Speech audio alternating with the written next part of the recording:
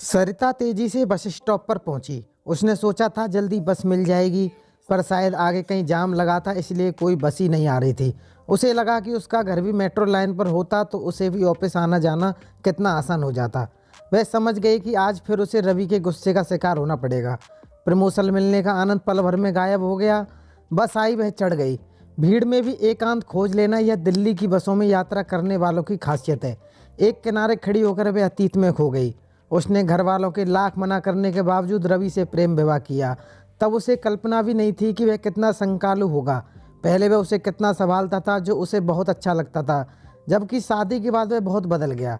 सरिता को रवि की अपेक्षा ज़्यादा वेतन मिलता था। वह अपने दोस्तों से कहता, इसमें परेशानी क्या है, वाइफ के पैसे पर मौज करो। इसके बाद सावित्री के अकाउंट का पैसा कम होने लगा था। जब सावित्री ने पूछा तो रवि से कहा, तुम यह जानकर क्या करोगी। इसके बाद सावित्री की समझ में आ गया था कि रवि ने जॉइंट अकाउंट क्यों खुलवाया था। पैसे के लिए कार्ड चाहिए था। कल ही रवि ने घर में शराब पार्टी की थी, तब वह नौकर की तरह हर चीज़ सड़क पर रही थी। घर वाले कितना समझा रहे थे, पर उसने किसी की बात नहीं सुनी। अब वह क्या करे, कहाँ जाए, यह सवाल उसके सामने मुंह बाएं खड़ा था। उसे लगता था कि उसके लिए चारों दिशाएं बंद हो चुकी हैं। मन में आता कि कोई ठोस कदम उठाना चाहिए। दोपहर को लंच के समय होटल में कॉलेज के समय का दोस्त मिल गया। बातचीत में उसने एक रास्ता बताया जिससे बिना कारण उसे परेशानी से छुटकारा मिल सकता था। वह जो सोचती थी वह उसे गलत लगने लगता था, और उसके भयंकर परिणाम के बारे में सोचकर वह कांप उठती थी। पिछले 1 साल से वह रवि की यातना सहती आ रही थी। वह तैयार होकर ऑफिस जाने लगती तो रवि कहता, क्या बात है जो आज इस तरह जा रही हो, रोजाना तो इसी तरह ऑफिस जाती हूँ, सावित्री कहती। इसके बाद रवि इस तरह हंसता तो सावित्री का कलेजा फट जाता। उसका मन करता ऑफिस ही न जाए। पिछले महीने उसने नौकरी छोड़ने की बात की तो रवि ने कहा, नौकरी छोड़कर घर में बैठकर क्या करोगी, अभी तो घर का लोन बाकी है, जी उब गया हो तो छुट्टी ले लो। सावित्री को पता था रवि के लिए उसके वेतन का कितना महत्व है। कुछ दिन ठीक ठाक गुजरे, उसके बाद फिर वैसे का ही वैसा। घर का वास्तु याद आ गया। 1 मंजिला सुंदर घर बनाया था, ऊपर की मंजिल किराए पर दी जा सके, इसलिए ऊपर जाने का रास्ता बाहर से दिया था। उसके बॉस मिस्टर मेहता आए थे, उन्हें विदा करने के लिए दरवाजे पर आई। उस रात रवि ने खूब खरी खोटी सुनाई। उसे याद आया बॉस ने उसकी योग्यता का बखान करते हुए कहा था, सावित्री तुम इंटीरियर डेकोरेशन का भी काम कर लेती तो मुझे आज पता चला। तुम्हारी सूझबूझ देखकर मेरा मन कहता है कि मेरे फ्लैट का भी डिजाइन तुम कर दो। सावित्री ने हंसकर जवाब दिया, श्योर सर। जिंदगी में प्रेम के नाम पर वह चली गई थी।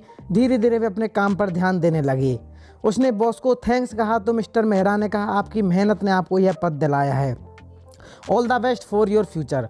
उसे लगा उसने कभी खुद को महत्व दिया ही नहीं। अब तक वह मात्र रवि को ही खुश करने में लगी रहती थी। वह रेती से तेल निकालने का प्रयत्न करती रही, उसे बदलना चाहिए। तभी उसका स्टॉप आ गया। ई रिक्शा पर बैठकर वह घर पहुंची। अरे आज तो बहुत जल्दी आ गई, कुछ खाना पीना बनेगा या बाहर से ऑर्डर करना पड़ेगा। हाँ बाहर से ही मंगा लो, आज मेरी ओर से पार्टी। किस बात की, रवि ने हैरानी से पूछा। मुझे प्रमोशन मिला है तो यह बात है, इसलिए देर हो गई। रवि ने तिरछी नज़रों से सावित्री की ओर देखा। नहीं, बस से देर से मिली। कहीं बॉस का बिस्तर तो नहीं गर्म कर रही थी।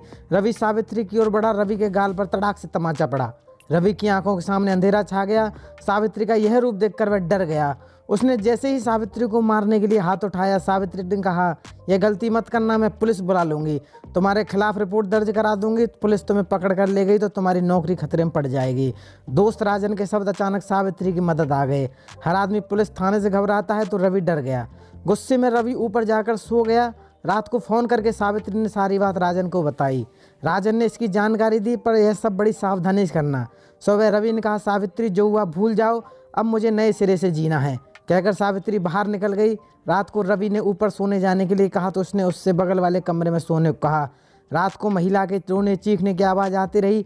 अगले दिन बगल वाले ने पूछा, रात को आपके घर से चीखें आ रही थी, क्या हुआ। कुछ नहीं, यह तो मैं गिर पड़ी थी। रवि मुझे विचित्र तो लगता था, पर इस तरह राक्षस होगा यह मुझे आज पता चला।